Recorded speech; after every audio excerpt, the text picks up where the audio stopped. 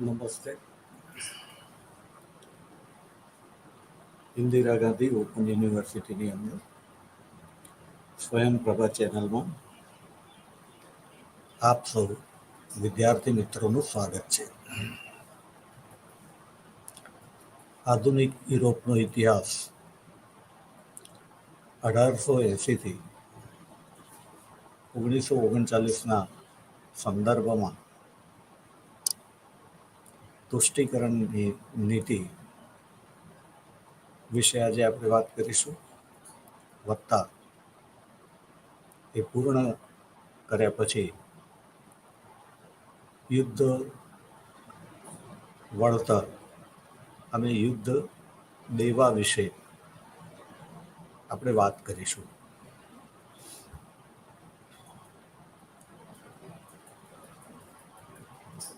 આપણે જોયું કે પ્રથમ વિશ્વયુદ્ધ પછી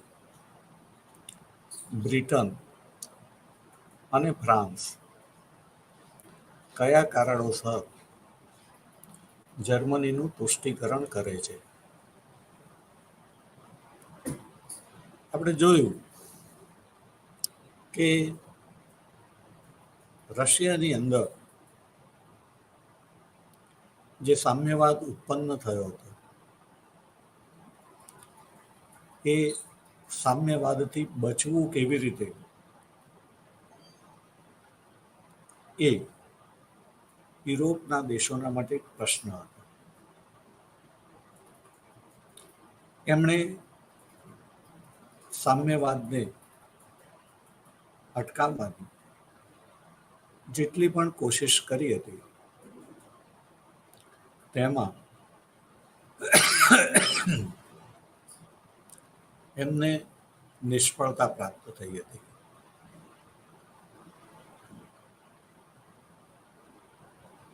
પરિણામે દુશ્મનનો દુશ્મન મિત્ર એ નાતે હિટલર અને મુસોલિની જેવા ઉગ્ર પ્રખર રાષ્ટ્રવાદીઓ જ્યારે જર્મની અને ઇટાલીની અંદર આગળ આવ્યા ત્યારે ઇંગ્લેન્ડને ખાસ કરીને એવું લાગ્યું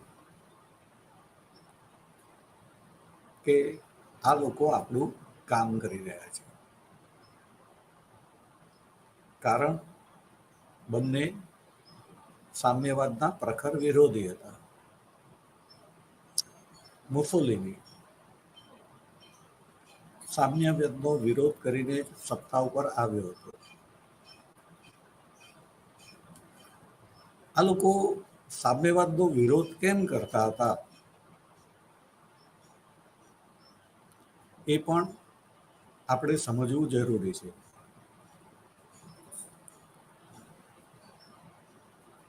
પ્રથમ વિશ્વયુદ્ધ પછીની જો આપણે વાત કરીએ તો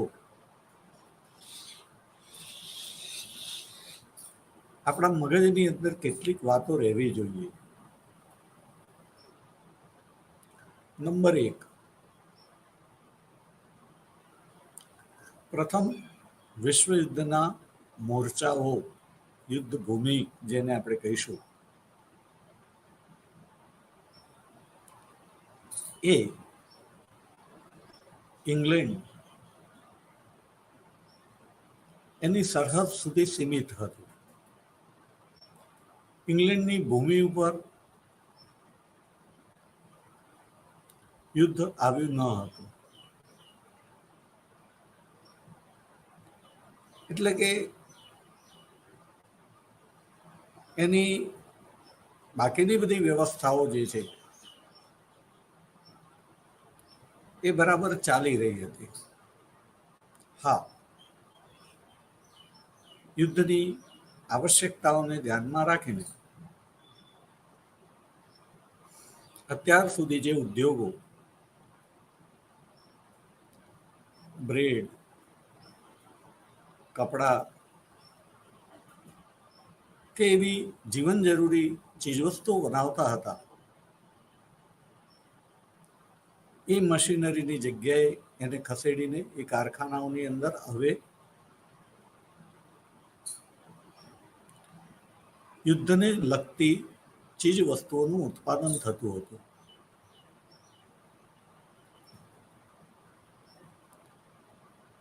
પહેલા નાગરિકોના માટે કાપડ બનતું હોય તો એ જ ફેક્ટરીની અંદર હવે લશ્કરના સૈનિકોને માટેનું કાપડ બનતું હોય, સૈનિકો માટેના તંબુનું કાપડ બનતું હોય, સૈનિકોને જેમાં શસ્ત્રો રાખવાના હોય એ માટેના કોથળાઓનું કાપડ બનતું હોય, બંદૂક બનતી હોય, ટેન્કો બનતી હોય, એના પાર્ટ્સ બનતા હોય. ટૂંકમાં આખું અર્થતંત્ર એ યુદ્ધ લક્ષી બની ગયું હતું. એટલે એ રીતે બ્રિટન એ એના સામાન્ય જનજીવનથી વિચલિત ચોક્કસ થયું હતું, પણ એના રોડ રસ્તા, જાહેર બિલ્ડિંગો એ કોઈને નુકસાન નહોતું થયું, કારણ કે યુદ્ધ એની ભૂમિ ઉપર આવ્યું ન હતું, સરહદ સુધી સીમિત હતું. અમેરિકાની વાત કરીએ તો એની ભૂમિ ઉપર પણ યુદ્ધ આવ્યું ન હતું.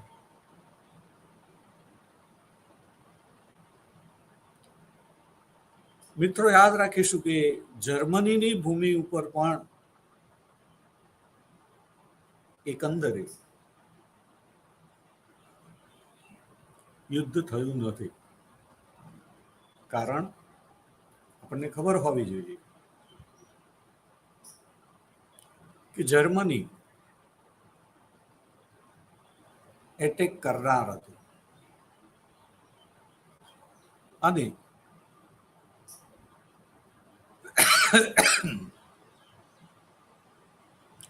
એણે સૌથી વધારે એટેક જે જગ્યાએ કર્યો એ ફ્રાન્સ અને બેલ્જિયમની ભૂમિ હતી. એટલે કે ફ્રાન્સ અને બેલ્જિયમની અંદર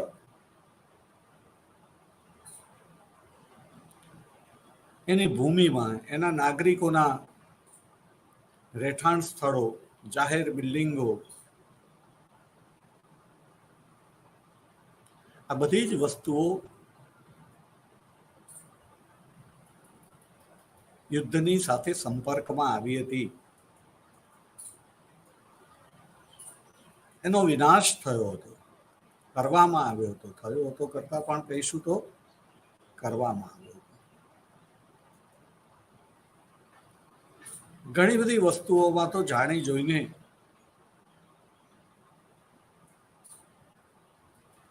ફ્રાન્સ જે છે ભવિષ્યમાં પણ બેઠું ન થાય એટલા માટે એનો વારસો કહી શકીએ કે જે ઇતિહાસ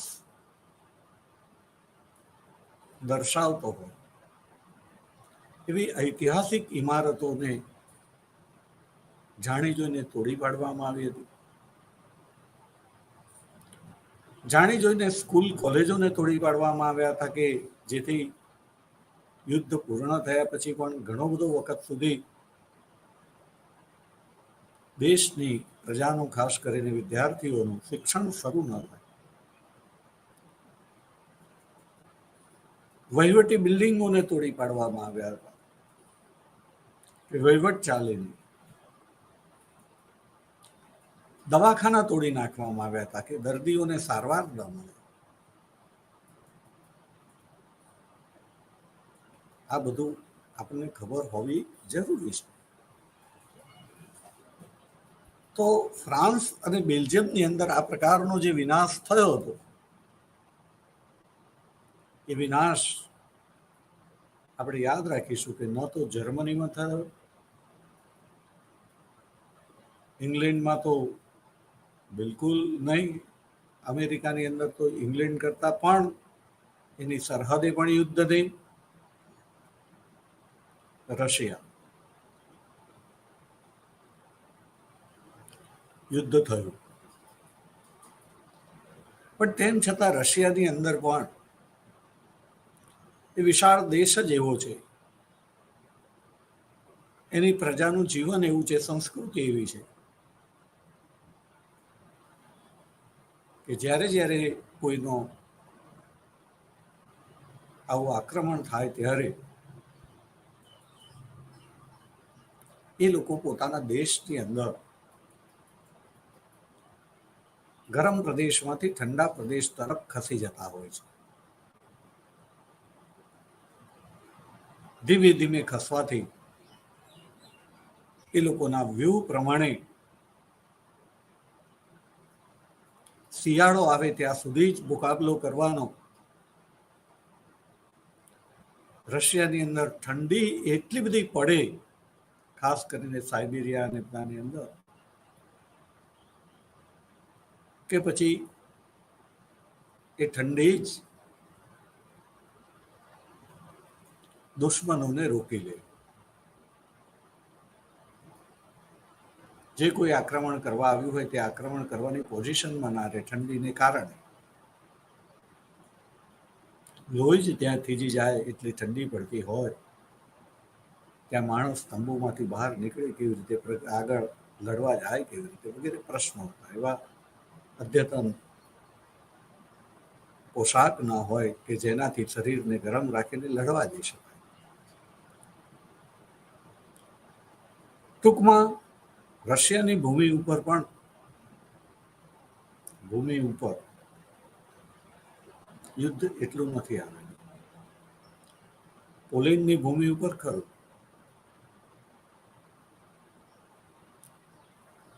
તો આપણે જે છે આ રીતે યાદ રાખીશું કે પ્રથમ વિશ્વયુદ્ધ પછી યુરોપના દેશો જે છે એમની સમક્ષના જે પડકારો હતા એ જુદા જુદા હતા. ફ્રાન્સને માટે આપણે કહીએ, આપણે અહીંયા ખાસ ફ્રાન્સ અને જર્મની ઉપર કેન્દ્રિત થઈશું. ઇંગ્લેન્ડ અને રશિયાની પણ વાત કરીશું, ઇટાલીની પણ વાત કરીશું. ઇટાલી પણ આપણે જાણીએ છીએ કે મિત્ર રાષ્ટ્રોના પક્ષે હતું. યુદ્ધ એની પણ સરહદે રહેલું છે. એના ઘરમાં એટલું યુદ્ધ આવ્યું નથી. શરૂઆતમાં તો આપણે જાણીએ છીએ કે ઇટાલી પાછું તટસ્થ રહ્યું હતું, યુદ્ધમાં પાછળથી જોડાય છે. આપણને એ પણ યાદ રાખવું જોઈએ કે જર્મની મોટે ભાગે એટેકિંગ પોઝિશનમાં હતું. તેમ છતાં જેમ જેમ નવા દેશો જે છે જોડાતા જતા હતા તેમ તેમ મિત્ર રાષ્ટ્રોમાં ફરીથી નવો પ્રાણ પુરાતો હતો. ગુમાવેલા પ્રદેશો એ પાછા લેતા હતા.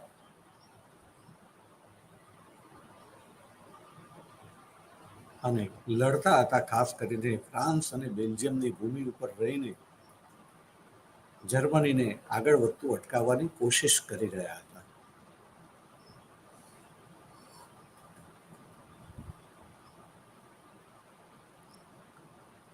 આપણે એ પણ યાદ રાખીશું કે પ્રથમ વિશ્વયુદ્ધ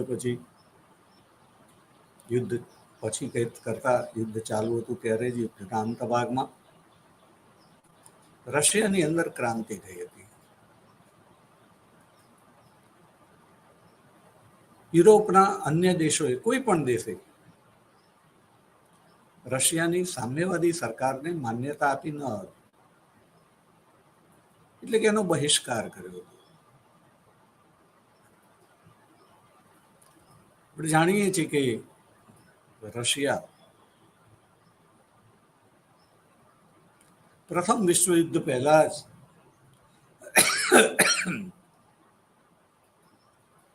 પ્રજા જુદી જુદી ચીજ વસ્તુઓની અછતથી પીડાતી હતી અને એમાં પણ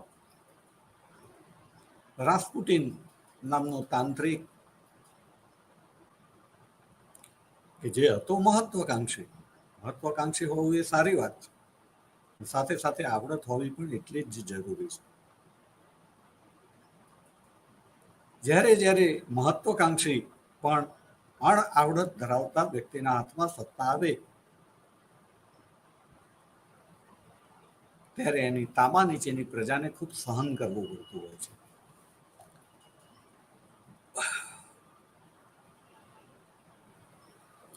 રશિયામાં રાસ્પુટિનનો રાણી ઉપર જે પ્રભાવ હતો એ પ્રભાવ થકી એ રાજા ઉપર પોતાનો પ્રભાવ સ્થાપિત કરી ચૂક્યો હતો. રશિયાનો ઘણો બધો વહીવટ એના દિશા નિર્દેશ પ્રમાણે ચાલતો હતો,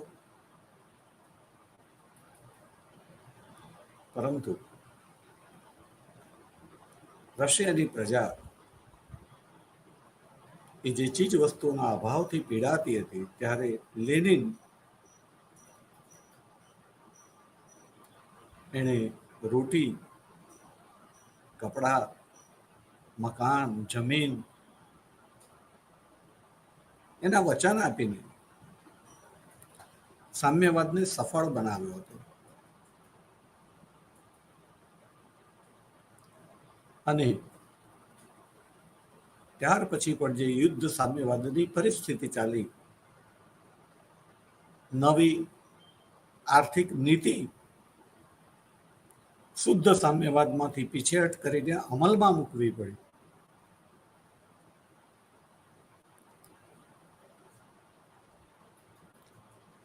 બાકીના દેશોનો બહિષ્કાર છે, તેમ છતાં જે રીતે ક્રાંતિ સફળ થઈ હતી અને શ્રમજીવીઓની અંદર જે ઉત્સાહ હતો એ ઉત્સાહના સહારે માત્ર ને માત્ર રશિયાના રિસોર્સિસથી રશિયાનો વિકાસ કરવાનો.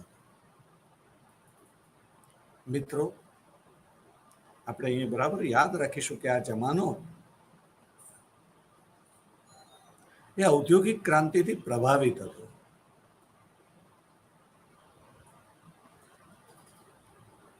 અને ઔદ્યોગિક ક્રાંતિ થયા પછી દુનિયાનો દરેક દેશ સ્વાવલંબીપણું તોડીને, એટલે કે દરેક વસ્તુનું ઉત્પાદન કરવાનું છોડીને પોતાની જે વિશેષતા હોય પ્રજાની, ધરતીની, કુદરતી સંજોગોની, એ બધાને ધ્યાનમાં રાખીને જે વસ્તુનું ઉત્પાદન બીજા કરતા વધારે માત્રામાં, વધારે સારી રીતે કરી શકાતું હોય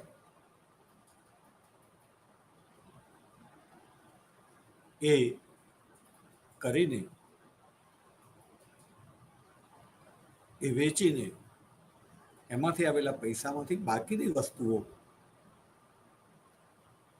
જેની પાસે જે છે, જે વિશેષ આવડત હોય ને એમણે ઉત્પાદન કરેલું હોય તેમની પાસેથી ખરીદી લેવી. એ તૈયાર વસ્તુઓ હોય કે કાચો માલ, ઉદ્યોગો માટેનું જરૂરી રો મટીરિયલ, પણ એની પાસેથી ખરીદવાનું હતું. ટૂંકમાં જ એની પાસે જે વિશેષ આવડત હોય એની અંદર રત પ્રવૃત્ત રહીને બાકીનું જે છે એ બીજા પાસેથી મેળવી લેવું અને એ જેમાં પોતે નિષ્ણાત છે એનું ઉત્પાદન એટલું બધું કરવું કે બાકીના લોકોને પણ આપી શકાય. દાખલા તરીકે યુક્રેન ઘઉંના ઉત્પાદનની અનુકૂળતા વધારે,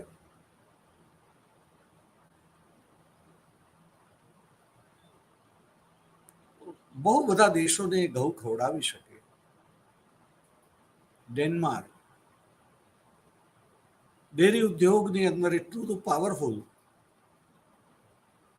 કે બહુ બધા દેશોનું ડેરી પ્રોડક્ટ એ પૂરા પાડી શકે.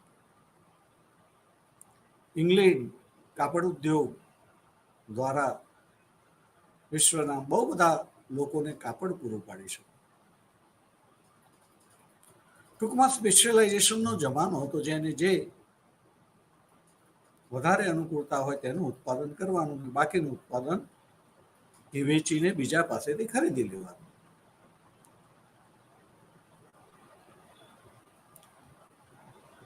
ટૂંકમાં સ્વાવલંબીપણું તોડીને પરાવલંબી બનવાનું હતું. એ ઔદ્યોગિક ક્રાંતિનું એક વિશેષ પરિણામ હતું. પણ એનાથી વિરુદ્ધ જઈને લેનિન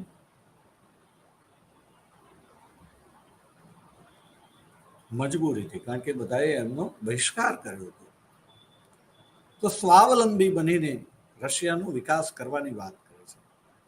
આપણે એ પણ યાદ રાખવું જોઈએ કે તત્કાલીન રશિયાની અંદર ચીજ વસ્તુઓની એટલી બધી અછત હતી, પ્રોડક્શન એટલું બધું ઓછું હતું કે સૌથી મોટો પડકાર વસ્તુઓ વેચવાનો ન હતો, પણ દેશના લોકોને જરૂરી છે એટલું પ્રોડક્શન તો પહેલા કરીએ, એ થાય પછી વેચવાનો વારો. એટલે રશિયાને હમણાં માર્કેટની જરૂર ન હતી.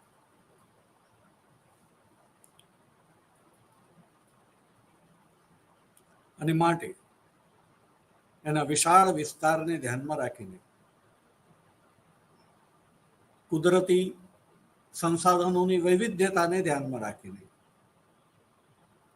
વસ્તીની વિશાળતાને ધ્યાનમાં રાખીને લેનિને એવું નક્કી કર્યું કે આપણનો ભલે ને બધા જ બહિષ્કાર કરે આપણો, એમ છતાં આપણે માત્ર ને માત્ર આપણા દેશની પ્રજાની મદદથી આપણી જરૂરિયાતોને પૂર્ણ કરીશું. આ રશિયાનું સ્ટેન્ડ હતું, આપણે મગજમાં હોવું જોઈએ. ફ્રાન્સની વાત કરીએ તો બધું નાશ પામ્યું હતું.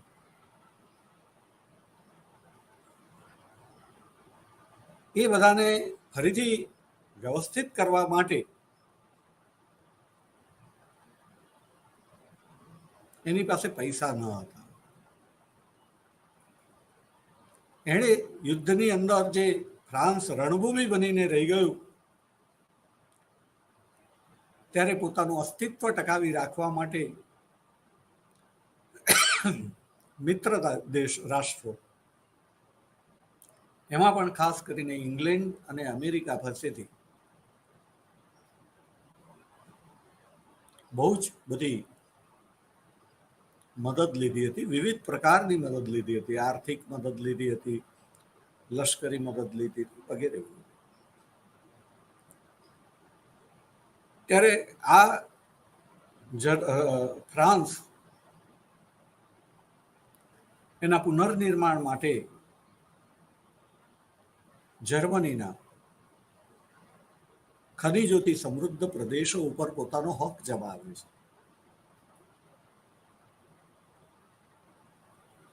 પંદર વર્ષ સુધી સાર પ્રદેશમાંથી કોલસો ને લોખંડ ખોદવાનો અધિકાર મેળવે છે. જર્મનીને જે આકરો યુદ્ધ દંડ કરવામાં આવ્યો છે, એ યુદ્ધ દંડમાંથી જર્મની જે પૈસા આપે,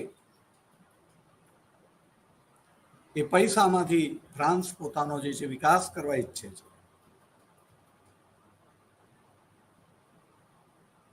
જર્મનીની વાત કરીએ તો આપણે કહ્યું તેમ કે યુદ્ધ એની ભૂમિ ઉપર ન હોવાથી એનું ઇન્ફ્રાસ્ટ્રક્ચર ને બધું બરાબર હતું, એને એવું કોઈ નુકસાન નહોતું થયું.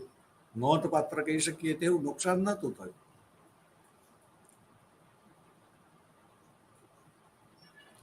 પણ એના માટે પ્રશ્ન એ હતો કે પોતે ઉત્પાદન કરવાની સ્થિતિમાં તો હતું જ. હા, ઇંગ્લેન્ડની જેમ કે એના કારખાનાઓ પણ જીવન નિર્વાહની ચીજ વસ્તુઓને બદલે યુદ્ધજન્ય યુદ્ધલક્ષી ચીજ વસ્તુનું ઉત્પાદન કરતા હતા. એને ખસેડીને ફરીથી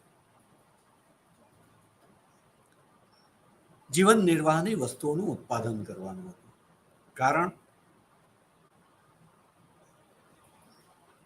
જેમ રશિયાનો બહિષ્કાર કર્યો હતો એટલે કોઈ એને મદદ કરવા તૈયાર ન હતું, જર્મની જે છે એનો પરાજય થયો હતો અને યુદ્ધ માટે એને જવાબદાર ઠેરવવામાં આવ્યું હતું. માટે એ જર્મનીને લોકો નિર્બળ જોવા માંગતા હતા, સવિશેષ કરીને ફ્રાન્સ ઈચ્છતું હતું કે કોઈ જર્મનીને સહેજ પણ મદદ ન કરે. જર્મની બીમાર જ બીમાર રહે, નિર્બળ જ નિર્બળ રહે. અને એમ કરીને પોતે બદલો લેવા માંગતા હતા, સંતુષ્ટ થવા માંગતા હતા.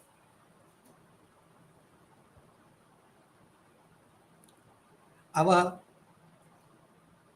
સંજોગોની અંદર જર્મનીની આપણે વાત કરીએ તો એમને માટે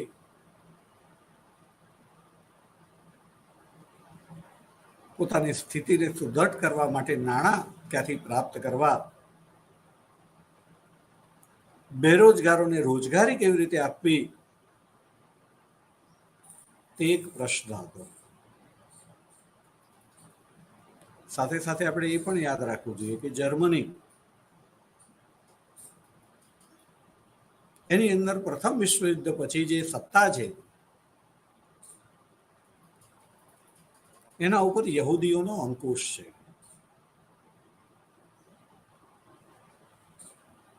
અને આપણે યાદ રાખીશું કે યહૂદી પ્રજા એટલે શું?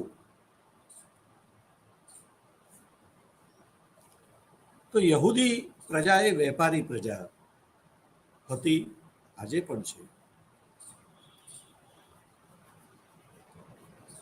અને વેપારીના માટે દેશ કરતા પણ પોતાના આર્થિક હિતો કેવી રીતે સલામત કરવા એ પ્રાયોરિટીમાં હોય છે. હિટલરની દ્રષ્ટિએ તો આ યહૂદીઓ જો જર્મનીને વફાદાર રહ્યા હોત તો યુદ્ધમાં જર્મનીનો પરાજય થયો જ ન હોત. હિટલરની દ્રષ્ટિએ જર્મનીનો પરાજય યહૂદીઓને કારણે થયેલો હતો. ટૂંકમાં યહૂદીઓ ધનવાન હતા, પૈસા હતા, પણ એમના પૈસા અત્યારે જર્મનોને મળે નવનિર્માણ કરવા માટે શક્ય ન હતું. વેપારી તરીકે એ ફક્ત જ્યાં પોતાના હિતો સચવાય ત્યાં જ પૈસા ધીરે રોકાણ કરી ઇન્વેસ્ટ કરે.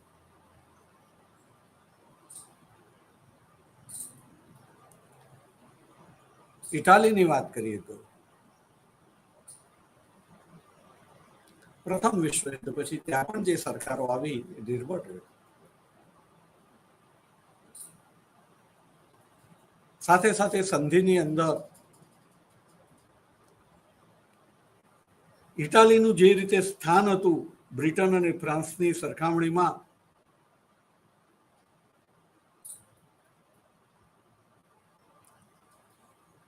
અને બ્રિટનના હાથમાં સત્તા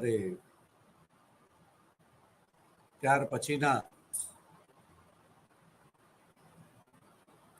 જે સંધિ વાર્તા હતા એનો દોર જે છે એ બ્રિટનના હાથમાં પણ હતો.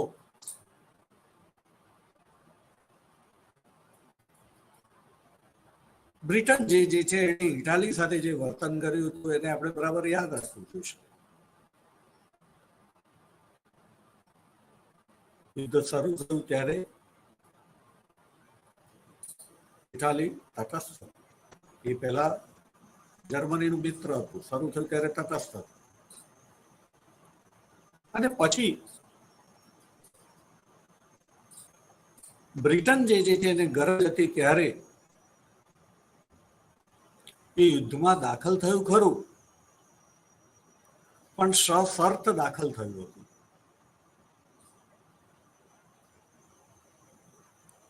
એને યુદ્ધમાં ખેંચી લાવવા માટે ગરજે ગધેડાને પણ બાપ કહેવો પડે તે પ્રમાણે એને ઘણી બધી લાલચો આપવામાં આવી હતી કે યુદ્ધના અંતે તમને આમ આપીશું, આમ આપીશું, આમ આપીશું. એ જે આપવાની વાત હતી તે હૃદયથી ન હતી, મજબૂરીમાં હતી.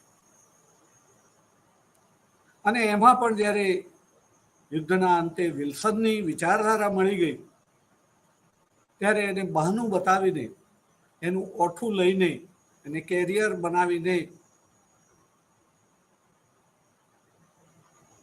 ઇટાલીને ખાસ કશું આપવામાં આવ્યું ન હતું. કારણ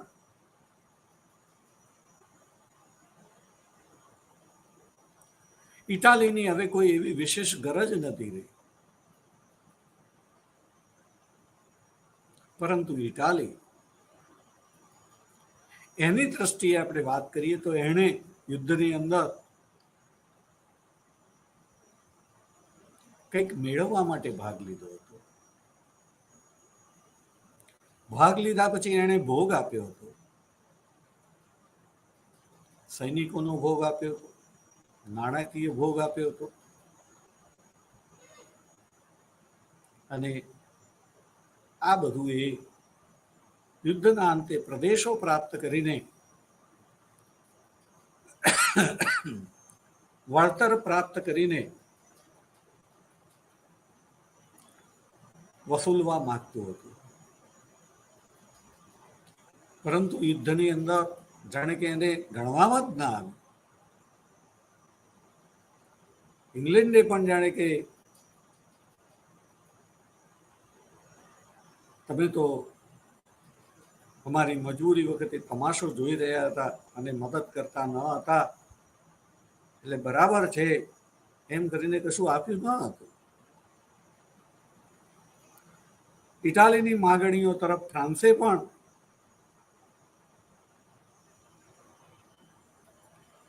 આ ખાડા કાન કર્યા હતા. કારણ ફ્રાન્સ જે છે એ ગમે તેમ તો પણ ઇટાલીની સાથે જળમાર્ગથી એટલે કે નૌકાદળની દ્રષ્ટિએ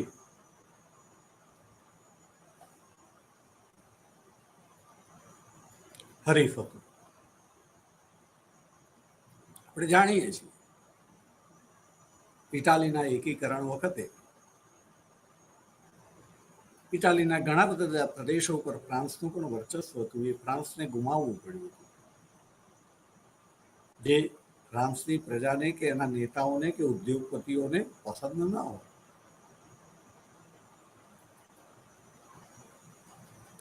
પરિણામે ફ્રાન્સ જે છે એ ઇટાલીના વિકાસ તરફ કોઈ વિશેષ ધ્યાન આપતું નથી. એને એમાં કોઈ એનો સ્વાર્થ નથી, એટલે સ્વાર્થ ન હોવાને કારણે રસ પણ નથી એને. પણ બીજી બાજુ ઇટાલીની પ્રજા જે છે ખૂબ નારાજ થઈ ગઈ હતી. વિકાસ કેવી રીતે કરવો એ પ્રશ્ન હતો. અને એમને એમ લાગ્યું હતું, મહત્વનું જે હું બોલું છું તે છે કે આપણે જે છે એ દુનિયાના દેશોની અંદર પ્રથમ હરોળમાં ન હતા, માટે આવું બધું થયું. અને ફરીથી કોઈ આપણી સાથે આવું ન કરે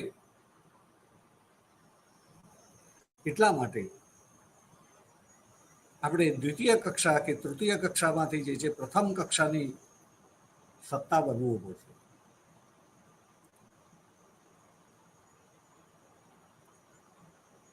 એ પ્રથમ કક્ષાની સત્તા બનવા માટે એને ઇટાલીની અંદર વિકસિત થયેલો સામ્યવાદ એ નડતો હતો. સામ્યવાદીઓએ ઇટાલી વ્યાપી હડતાળ પાડેલી હતી.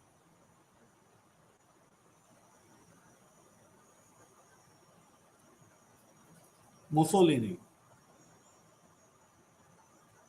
એ હડતાલને કાબુમાં લેવાનું કહે છે અને કહે છે કે જો કાબુમાં ના લઈ શકતા હોય તો સત્તાના સૂત્રો મને આપી દો.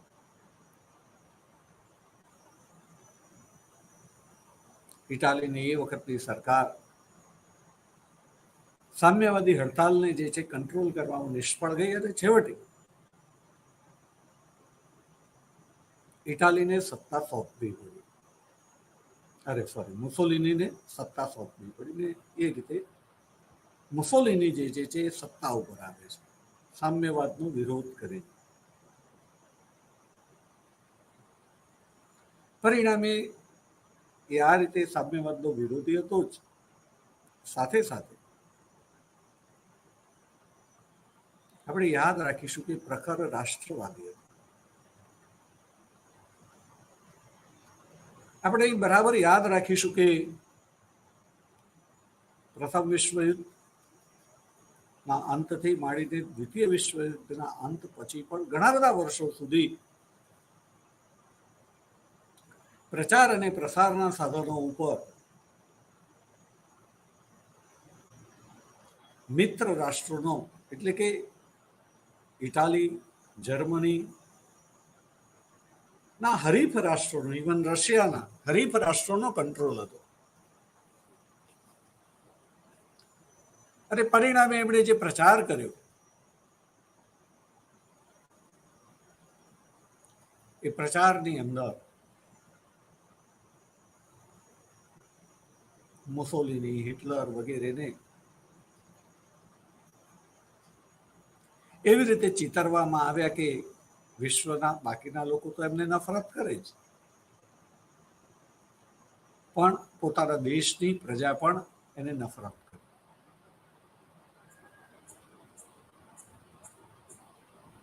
માણસ માત્ર ભૂલને પાત્ર, ભૂલો કરે, પણ દરેકની રીત અલગ અલગ હોય વિકાસની. એણે જે વિકાસની નીતિ અપનાવી હતી કે કેમ, શું વગેરે આપણે ફાસીવાદ વખતે ચર્ચા કરીશું. પણ અત્યારે જે છે મને એટલી સ્પષ્ટતા કરવાની ઈચ્છા થશે કે દરેક વ્યક્તિને એના એંગલથી આપણે જોવી જોઈએ. એણે કરેલું કાર્ય જે છે આપણા પેરામીટર્સમાં આવે છે કે નહીં એ રીતે નહીં, તટસ્થ રીતે એનું મૂલ્યાંકન થવું જોઈએ. એ સ્થિતિની અંદર ઇટાલીની અંદર બીજું પણ કોઈ હોય તો એ શું કરે? તો કદાચ એ મુસોલિની જેવું જ કરે. અને માટે તો આપણે જે છે અહીંયા યાદ, આજ બધી જે ચર્ચા કરીએ છીએ બધી યાદ એ રાખવાનું છે કે પ્રથમ વિશ્વયુદ્ધને સામ્રાજ્યવાદ વિરુદ્ધ લોકશાહીનું રક્ષણ કરવા માટેનું યુદ્ધ ગણવામાં આવ્યું હતું. પરંતુ પ્રથમ વિશ્વયુદ્ધ પછી તો લોકશાહીનો વિકાસ થવાને બદલે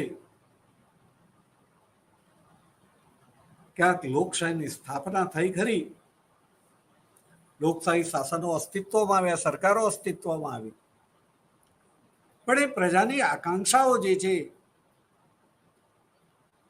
પૂર્ણ કરવામાં નિષ્ફળ ગઈ. અને પરિણામે બહુ બધા દેશોની અંદર સર્વોચ્ચારશાહી અસ્તિત્વમાં આવી. ઇટલી હોય, જર્મની હોય, રશિયા હોય, સ્પેન હોય, જાપાન હોય,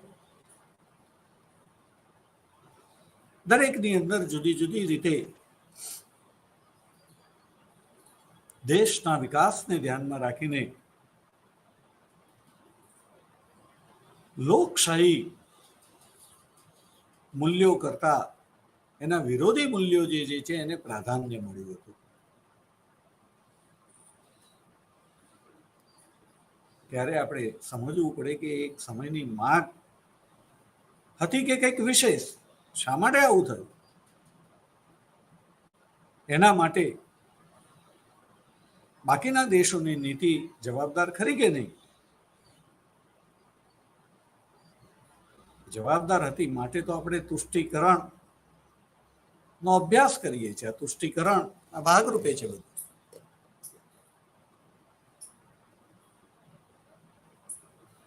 તો આ રીતે જે છે ઇટલી એ સામ્યવાદનો વિરોધી તો હતું જ, સાથે સાથે મુસોલિની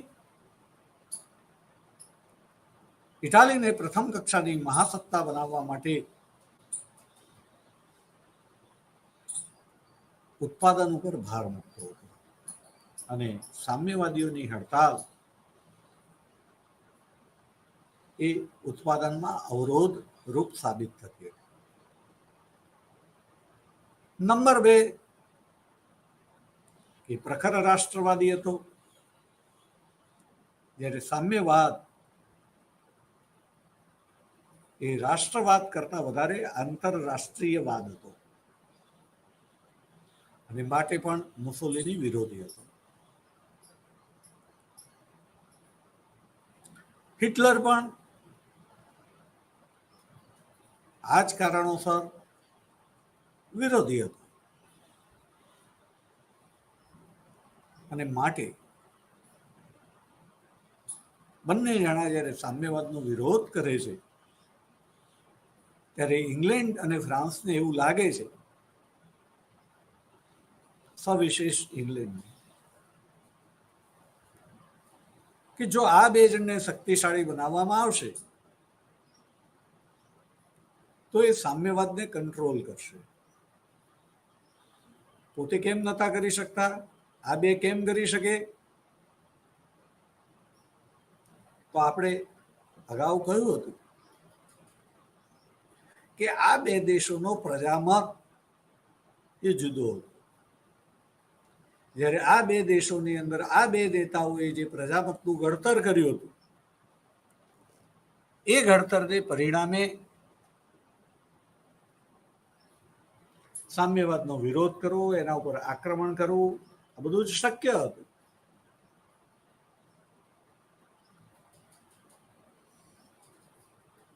અને પરિણામે હિટલર અને મુસોલિની એમણે જે કંઈ ન કરવાનું કર્યું એ બધાનું એમણે તુષ્ટિકરણ કર્યું. કઈ કઈ જગ્યાએ તુષ્ટિકરણ કર્યું? બહુ બધી જગ્યાએ કર્યું હતું, પણ આપણે થોડાક ઉદાહરણો લઈએ.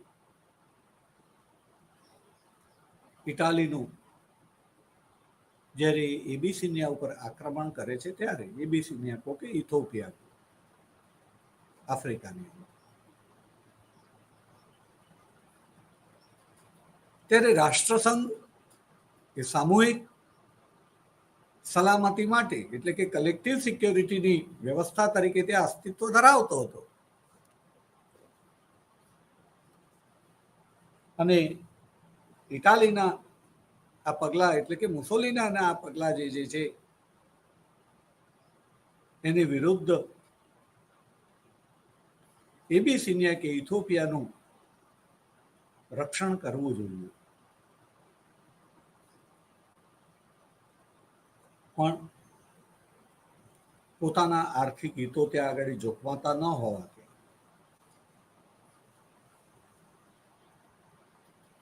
રક્ષણ કરવામાં આવ્યું નહીં.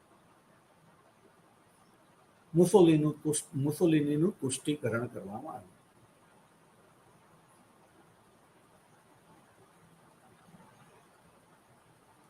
આગળ જતા મુસોલિની નિશસ્ત્રીકરણનો ત્યાગ કરીને ઇટાલીનું લશ્કરીકરણ કરે છે.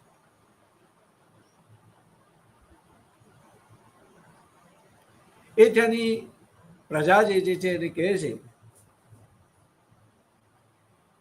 કે કુદરતે પુરુષના ભાગે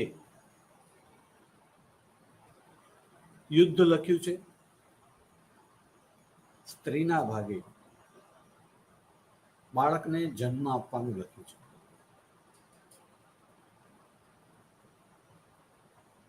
સામાન્ય રીતે સ્ત્રીઓ જે છે એ જમાનામાં ને પહેલા પણ કોઈ પણ દેશ હોય, એ બાળકને જ્યારે સ્ત્રી જન્મ આપે ત્યારે જે પ્રસૂતિની પીડા હોય છે તે તમામ પીડાઓ કરતા સર્વોચ્ચ હોય છે. પ્રસૂતિની પીડા સાથે બીજી કોઈ પીડાની તુલના ન થઈ શકે. 9 મહિના બાળકને પેટમાં લઈને ઘણી બધી મર્યાદાઓ સાથે માતાને જીવવું પડતું હોય છે. બાળકના જન્મ પછી પણ એણે ઘણી બધી મર્યાદાઓનું પાલન કરવું પડતું હોય છે બાળકના વિકાસ માટે. એને પોતાના શરીરનો પણ ભોગ આપવો પડતો હોય છે, એના શરીરને ઘસારો પહોંચે છે, નુકસાન થાય છે. આ બધું જ હોવા છતાં દુનિયાની તમામ માતાઓ જે છે એ પ્રસૂતિની પીડાને ભૂલી જઈને ફરીથી માતા બનવા તૈયાર થઈ જાય છે. એ ના નથી પાડતી કે ના, મારે ફરીથી માતા નથી બનવું. અસહ્ય પીડા વેઠ્યા છતાં એ માતા બનવા તૈયાર થઈ જાય છે થોડાક સમય પછી. તો કહે છે કે જે રીતે સ્ત્રી માતા બનવાની ના નથી પાડતી, પુરુષ એ યુદ્ધની ના ન પાડી શકે. જે યુદ્ધની ના પાડે તેને પુરુષ ન કહેવાય, એને કાયર કહેવાય, એને બાયલો કહેવાય. એને બંગડીઓ પહેરવી જોઈએ, એને સ્ત્રીના કપડા પહેરવા જોઈએ, પુરુષ ન. પુરુષ એ હંમેશા યુદ્ધ કરવા માટે તૈયાર. સાથે સાથે એવું માનતો હતો કે યુદ્ધ એ એવી વસ્તુ છે કે કોઈ પણ મનુષ્યની અંદર જે વિશિષ્ટ લક્ષણો હોય છે એ શાંતિના કાળમાં ક્યારેય વિકાસ પામતા નથી, પણ જ્યારે યુદ્ધ હોય, સંઘર્ષ હોય, ત્યારે જ મનુષ્યની અંદર છુપાયેલી શક્તિઓ જે છે સાચા અર્થમાં બહાર આવે છે. મનુષ્ય એનું બેસ્ટ જે છે સમાજને આપે છે. અને યુદ્ધ, સંઘર્ષ એ જ સમાજની અંદરથી બદીઓને ઘટાડીને ગુણોનો વિકાસ કરે છે. એટલે યુદ્ધ તો હોવું જ જોઈએ. યુદ્ધના તત્વજ્ઞાનની અંદર જે છે મુસોલિની બરાબર માનતો હતો.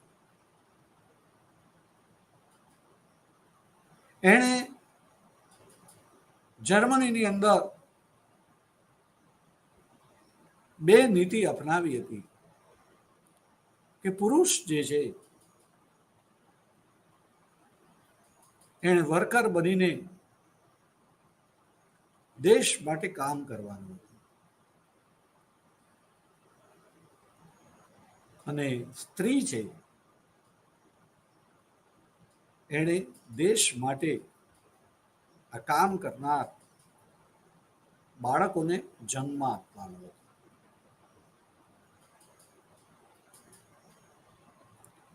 જે સ્ત્રી લગ્ન ન કરે, સ્ત્રી કે પુરુષ કોઈ પણ જે બેચલર રહે, તો એ બેચલર ઉપર જે છે ઘણો બધો ટેક્સ નાખવામાં આવ્યો હતો. અને જે સ્ત્રી 5-6 કરતા વધારે બાળકોની માતા હોય એને ટેક્સમાંથી મુક્તિ આપવામાં આવી હતી, એના ફેમિલીને ટેક્સમાંથી મુક્તિ આપવામાં આવી. અને એમાં પણ જે માતા 9 કે વધારે બાળકોને જન્મ આપે એને તો ગ્લોરી મધર કહેવામાં આવે. એને દેશના વિકાસ માટે 9 બાળકોને જન્મ આપ્યો. એ સ્ત્રી જે છે એને આદરથી જોવામાં આવે, એનું સન્માન કરવામાં આવે, એને ટેક્સમાંથી મુક્તિ આપવામાં આવે, એને બીજી બધી સગવડો આપવામાં આવે.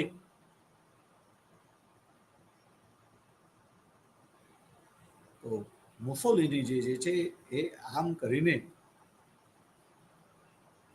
એ ઉત્પાદનને વધારવા માંગતો હતો ને એની અંદર સામ્યવાદની નીતિ એ ઉત્પાદનને રોકતી હતી.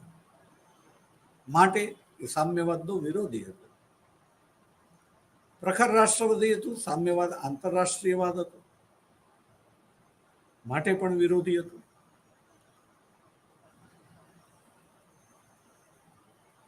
એણે રશિયાની અંદર ઇટાલીની અંદર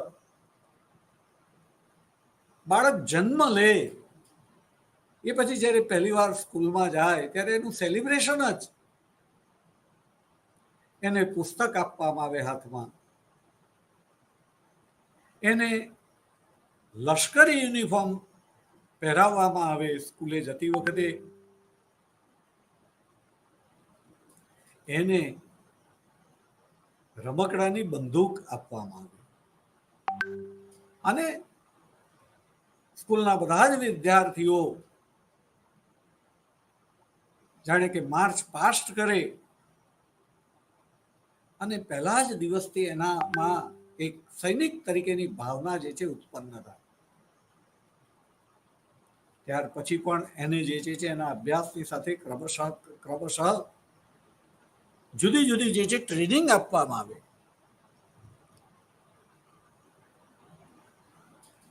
આ રીતે મુસોલિની જે છે એ જે લશ્કરીકરણ કરતો હતો, એ લશ્કરીકરણ દ્વારા બ્રિટન અને ફ્રાન્સને એમ લાગે છે કે આ લશ્કર એ સામ્યવાદનો સામનો કરશે અને કંટ્રોલ કરશે, અને માટે એનું તુષ્ટિકરણ સવિશેષ બ્રિટને કર્યું અને બ્રિટનની જોડે જોડે ફ્રાન્સે પણ કર્યું. જર્મનીની બાબતમાં થોડુંક વધારે કહી શકાય, પણ આપણે બહુ ન કહેતા એમ કહીએ કે જર્મનીનું પણ આવા જ કારણોસર ઇંગ્લેન્ડ અને ફ્રાન્સ તુષ્ટિકરણ કરે છે. ફ્રાન્સને જર્મનીનો ડર છે, પણ એ ડર ક્યારે બ્રિટન સમજાવે છે કે તમારા દેશમાં લોકશાહી હશે, મૂડીવાદ હશે, ત્યારે આ બધું ડરવાનું આવે છે. જો દેશમાં સામ્યવાદ ઘૂસી ગયો તો આ સામ્યવાદના ડરને કારણે ફ્રાન્સ પણ એવું સ્વીકારે છે કે હિટલર સામ્યવાદને કંટ્રોલ કરશે, સામ્યવાદની સામે લડશે, એનો નાશ કરશે. અને એ હિટલર જો ફ્રાન્સ તરફ આગળ વધશે તો એ ફ્રાન્સને એવો વિશ્વાસ છે કે બ્રિટન એની પડખે રહેશે. સાથે સાથે એને ડર પણ છે, એક બાજુ વિશ્વાસ છે, બીજી બાજુ ડર પણ છે કે જો આપણે જે છે એ જર્મનીને મદદ ન કરીએ, અને એવા સંજોગોની અંદર ઇંગ્લેન્ડની મદદથી પણ હિટલર તાકાતવર બન્યો છે, તો એ હિટલર સામ્યવાદનો નાશ કર્યા પછી જર્મની તરફ બલિદાનની ભાવનાથી બદલો લેવાની ભાવનાથી સોરી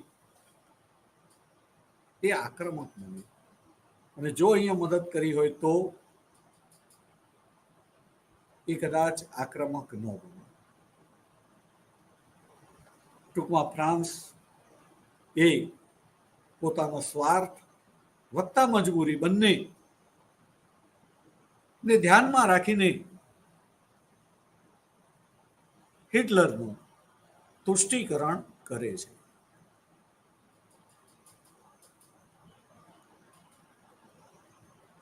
અમેરિકાની વાત આપણે યાદ રાખવી પડશે કે પ્રથમ વિશ્વયુદ્ધ વખતે જ જે રીતે યુરોપના દેશો યુદ્ધલક્ષી ઉત્પાદનમાં રોકાયેલા હતા અને યુદ્ધ જે રીતે લાંબુ ચાલ્યું ત્યારે એમને યુદ્ધ લક્ષી ચીજ વસ્તુઓની તો જરૂરિયાત હતી જ, સાથે સાથે અન્ય ચીજ વસ્તુઓની જરૂરિયાત પણ હતી. અને એમણે જે આ બંને ક્ષેત્રોની અંદર માંગ વધારી હતી એને પરિણામે જરૂરિયાત એ સંશોધનની જનેતા છે ન્યાય અમેરિકાના ઉદ્યોગપતિઓએ આ બધા જ ક્ષેત્રોની અંદર ઉત્પાદનની અંદર હરણફાળ ભરી હતી નવા સંશોધનો દ્વારા. અને એમણે આ દેશોને એટલી બધી મદદ કરીને નફો પ્રાપ્ત કર્યો. નફો જરૂરી નથી કે તાત્કાલિક હાથમાં આવી ગયો હતો, પણ એમ કે ભવિષ્યમાં પણ જે મળવાનો જે છે કરાર થયેલા હતા, જે કઈ અને જે લોનો આપી હતી એ લોનોનું રિટર્ન મળશે એમ કરીને ભવિષ્ય એક સુનહરું દેખાતું હતું. એ સોનેરી ભવિષ્ય એણે જે એમનામાં એક આત્મવિશ્વાસ પેદા કરેલો હતો, એક લાલચ પેદા કરેલી હતી, લાલચ એણે મોટિવેશનનું કામ કરેલું હતું. અને એને પરિણામે અમેરિકા છે એની અંદર યુદ્ધ દરમિયાન અને પછી પણ અનેક નવા સંશોધનો દ્વારા ઉત્પાદનની અંદર ખૂબ જ વેગ આવેલો હતો.